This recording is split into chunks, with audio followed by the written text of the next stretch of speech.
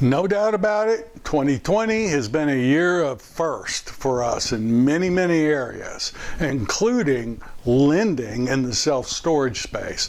Let's talk about lending in the self-storage arena in 2020. My name's Mark Helm. I'm the author of Creating Wealth Through Self-Storage, and I'm the creator of the Quick Start Academy.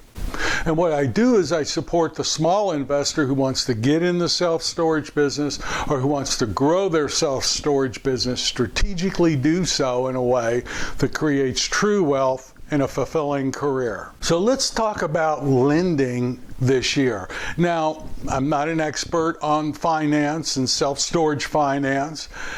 We're just doing 3 loans so far this year, and I can share about our experience in the lending market. Well, first of all, in the CMBS, the big boy market, what's called the permanent finance market, we have not done a CMBS loan this year and are not applying for one. Now, my understanding was during the first part of the year, there was little or no activity in the CMBS market, and they have recently opened up again and are doing business, but they've always had very rigorous, strict underwriting guidelines, and my understanding is they're just as rigorous and just as strict, if not more so now. Now, the CMBS market is very important for many of us in the storage space because when we do a value add play, typically you can't get those kind of loans while you're building or while you're adding value, but once you're stabilized and have run it as a higher performing facility for a year or so, then you can refinance and put these CMBS loans on it. And with a CMBS loan, you can finance and cash out and get a lot of your initial equity back. And many normal bank loans or SBA, a lot of lenders don't like large cash outs, and you can do them with the CMBS loans, and they play a very important role in our overall strategy. When we're going to keep a property in service, we've done the value add play, created the value, and now we're ready to give our investors their money back, but we want to keep the property in our portfolio and keep it in service. That's where the CMBS loans are very important to us. So we watch this market very closely. Now, some of the other arenas we have been working in this year. Let's talk about banks. So banks are where the majority of self-storage loans are done, at least initially on the acquisitions. And banks have been all across the board this year. First half of this year, there were many banks that just were not lending, they ceased lending. And then many of them were lending, but they wanted security and quality. And some would not lend in the self-storage space. Some would not lend if you were building or doing a value add play. Now, a few of the banks have been very hungry and actually out there seeking loans, but of those, some of them, their underwriting guidelines have become way more strict. So the bottom line is we have to burn a lot more calories in using banks. You're going to have to present to a lot more banks to find out which ones are lending and which ones aren't.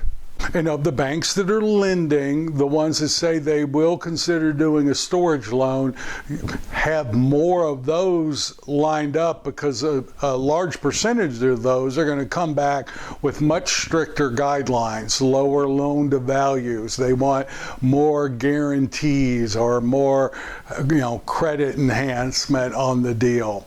That's been our experience. One of our refinances has been with a regular bank, and they needed enhanced credit security, and we've been able to work through and get it. It took a long time, but we're very grateful, and we'll be closing on that loan soon.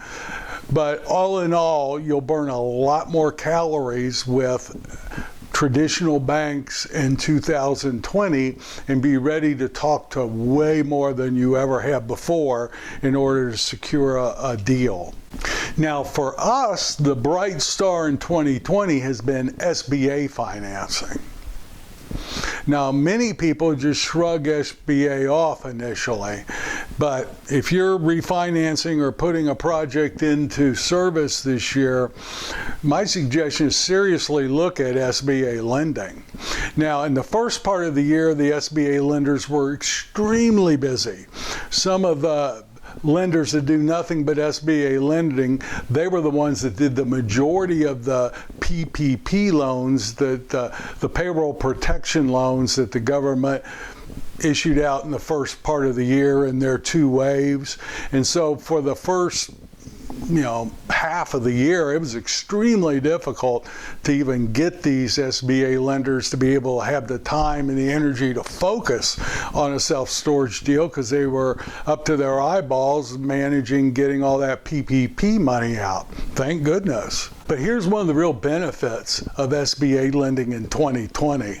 If you can close on an SBA loan by September 29th, my understanding is the first 6 loan payments of your mortgage are going to be made by the federal government. The first 6 months. That's a big benefit. So we're looking at closing on a SBA refi at the end of August. That means we're not going to have to pay a mortgage payment out of our operating account till March of 2021. There's a real benefit there for you. Also with SBA, you can borrow more than the loan to value on the acquisition. If you need it, you can have access to capital for shortfalls in operating. You can get access to money in the loan for interest payments if you need it. You can also finance furniture, fixtures, and equipment on top of the acquisition in the loan if you need it. There's a lot of benefits of using an SBA loan. Now, if Congress could get their act together, there's a conversation going on that the guarantee fee, one of the downsides of SBA is there's a guarantee fee, usually a rather expensive one that you have to fund. You can finance it, but it's included in the loan, and it's one of the incentives that allow banks to do SBA loans to lenders they might not do a conventional loan with. But there's a lot of conversation going on about waiving that SBA fee for the balance of this year too. If Congress can get their act together and get back in and approve something around this, this would also be another huge benefit to us. On top of the 6 months if you close by September 29th. But who knows what's going to happen there. I'm not counting on it. We've kind of delayed a little bit, hoping that that might be the case, but we're not going to hold our breath anymore.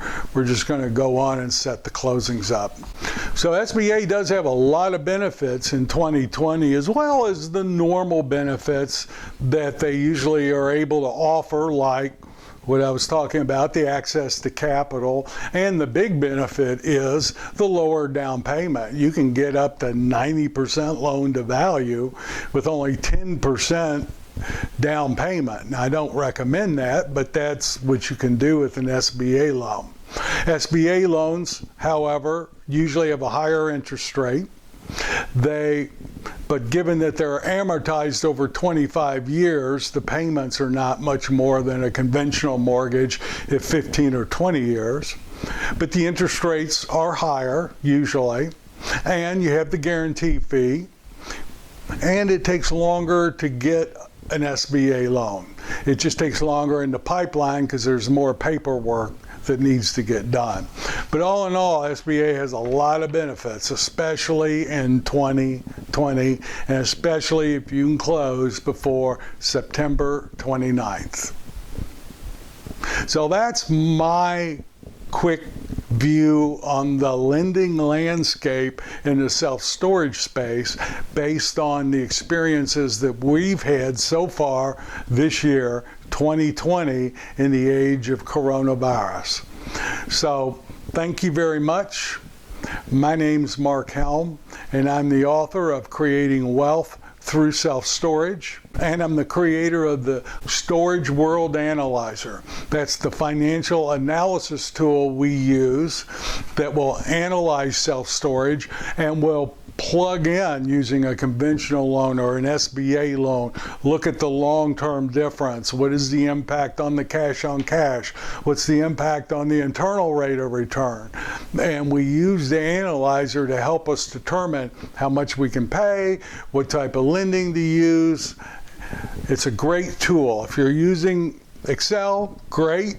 We use it, have used it, but we use the Storage World Analyzer every day. So I invite you to take a look at it, storageworldanalyzer.com or creatingwealththroughselfstorage.com. Thank you, and I look forward to being with you next week.